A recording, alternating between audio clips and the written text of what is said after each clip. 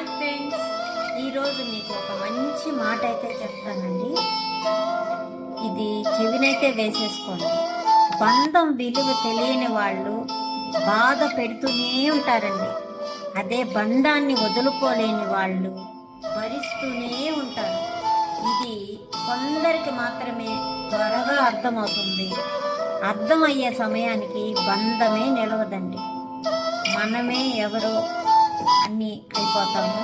అసలు మనతోటి ఎవ్వరూ ఉండరు. మీరు ఆలోచించి చూడండి.